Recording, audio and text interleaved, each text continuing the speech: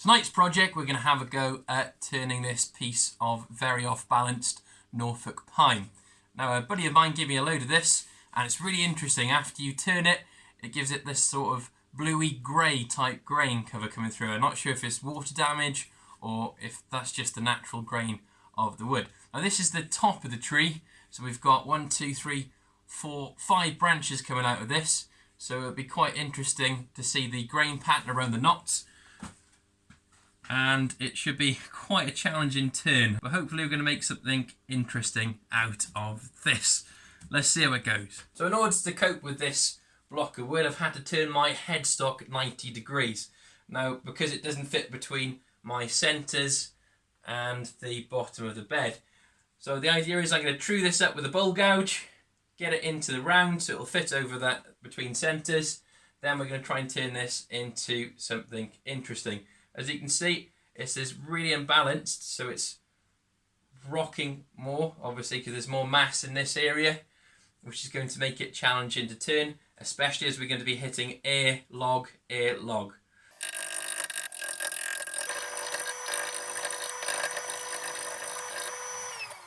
Okay, so getting there. It's taking all the high spots. Look at that, look how more balanced this is now.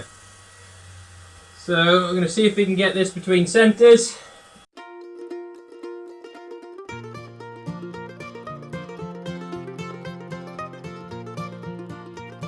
So I've moved over to this type of gouge, so it's a narrower flute, quite an old style gouge, one of the old Robert Sorbet ones. Got it from the guy I bought the lathe from, and this seems to be a little bit more stronger in removing this material, and it's a wider surface area, so the material's going quicker.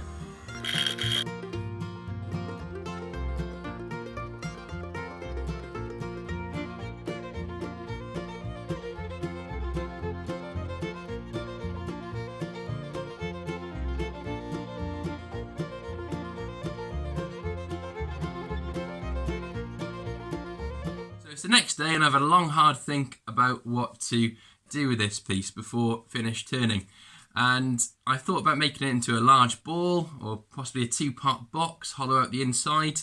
I thought about a giant apple doorstop, but what I'm going to make this into is a desk lamp. Now, my sister's just moved into her first house, and I thought it'd be a nice little present to do a desk lamp with a little shade then on top. So I'm going to do some finish turning on the outside just to really refine the shape. So give my tools a really good sharpen. So we're going to get to some finishing cuts on this.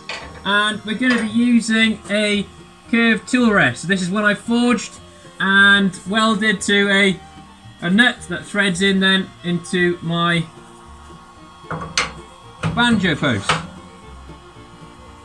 just makes it a little bit easier when you come to cutting these curves around the inside of bowls or outside of wall type shape.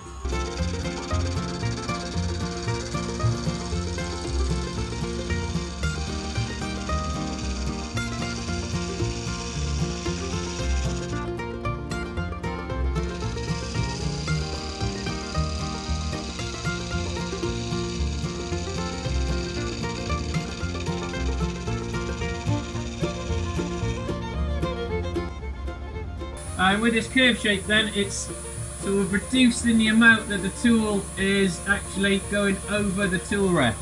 Now, what I tend to do turning is, ideally, if you cut downhill, I find I get a smoother cut than cutting uphill, unless you're doing a push cut. So if you're scraping uphill, I find it tends to tear out more for me, whereas if I'm doing a push cut with my back of my hand pushing through, very little pressure on the top, so I'll just use it as my hand as a sleeve, or I'll even just put a thumb on the back of the tool and push through. I tend to get a nice smooth cut without any tear out. So a little bit more work in this central part, and it's really interesting. The knots in this, I love it. We've got some cracks and things in this, as you would expect with the pith coming through the centre of the wood. But with this piece, I think if it does crack in the future, as long as that central hole's fine, I don't think it's going to affect anything really.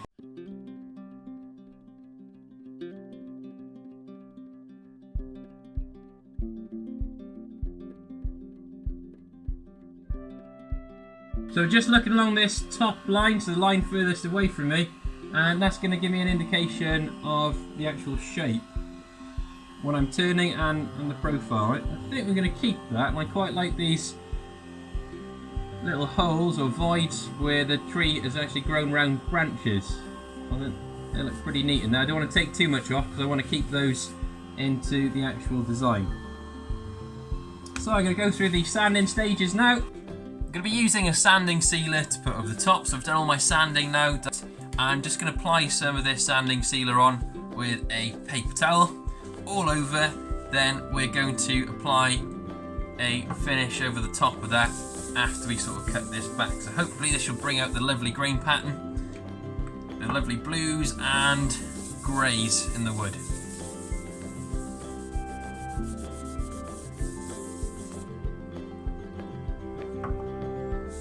Right, just added the sanding sealer on, so we're going to add a friction polish, so a chestnut friction polish over the top of this just to get it looking nice and shiny, which should fit in with the rest of the furniture in Caris's room. That's my sister. So Caris is a Welsh word. It derives from the term love, so carry. I'm going to rub this on then, and we're going to buff them up really good. So I tend to rub it all on in circular motions, and then I'll add a tiny bit more and blend it in when the lathe's running. So as the term suggests, friction polish, you're going to need to buff this up with some friction to get a nice high gloss shine. Next step, I'm going to need to bore out a hole so I can put the wire through for the lamp. Now a traditional way of doing these would be to use a boring tool, so it's essentially like a gouge on the end, and you'd put that through your tailstock and you'd bore through. Now the tailstock on my pullwood lathe hasn't got that facility, so I've had to buy a really large drill bit, and we're going to be drilling down to the depth rather than using the boring tool instead. So we're going to see how that goes. So I'm going to put a low speed, around about only 300. Take your time with this, there's no rush. I'm putting my hand just underneath the drill bit just to support it. Now obviously, because this is metal and a lot of frictions are going to be put onto it, it's going to get hot eventually. We just need to be careful with that.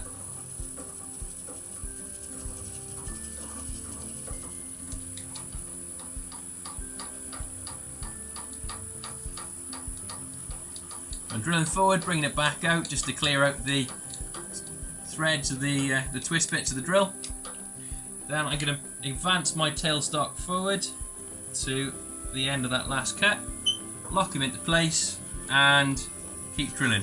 Now I've done a little pen mark as to where I need to stop for my depth before going through the bottom.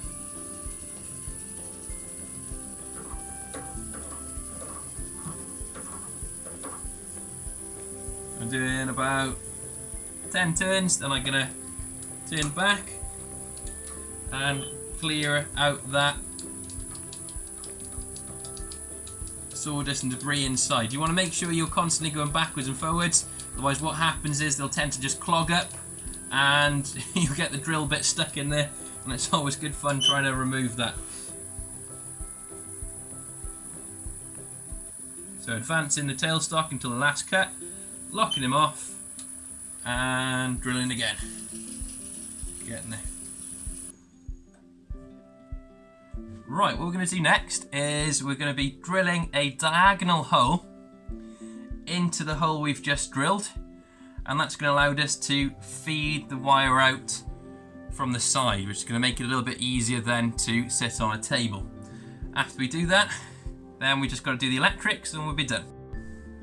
So we're going to do the nerve-wracking bit in drilling the hole. So I've got like an auger style bit into my hand drill, and I've just started the hole off already, so I'm going to need to line this up. And I've lined this up with the very, very centre of the piece, so that it should, in theory, line up with the central hole, but we'll see.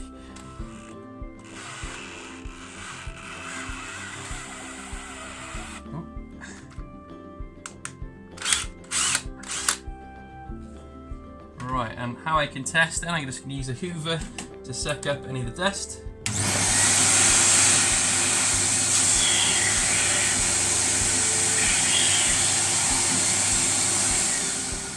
And I'm going to shine a light through.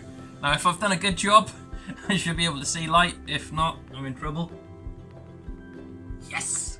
So I've got some light coming through, which is a good sign.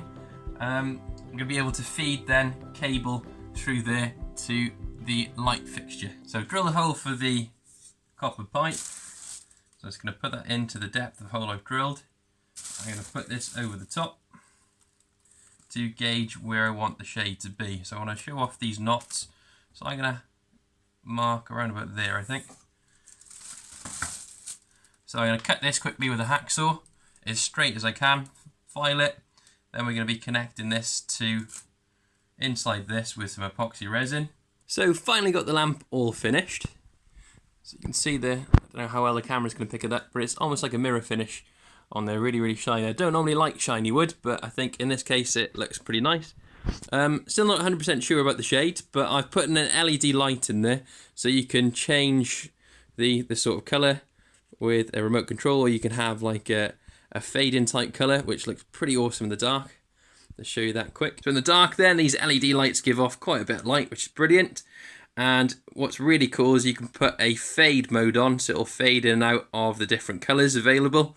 And it's quite a nice bit of mood lighting, so you can change the colours to whatever mood you're feeling in. I hope Gareth really enjoys this.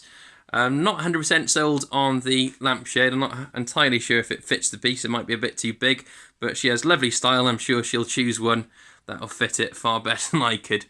But it looks pretty cool on the, especially the knots as well on the piece. So happy with that all together. So there we have it, all complete. Hope you've enjoyed tonight's video. If you have enjoyed tonight's video, please consider subscribing. I can get some more wood turning or woodworking videos your way. Hope to see you on the next one. Thank you very much for watching. Diolch yn fawr, nos da.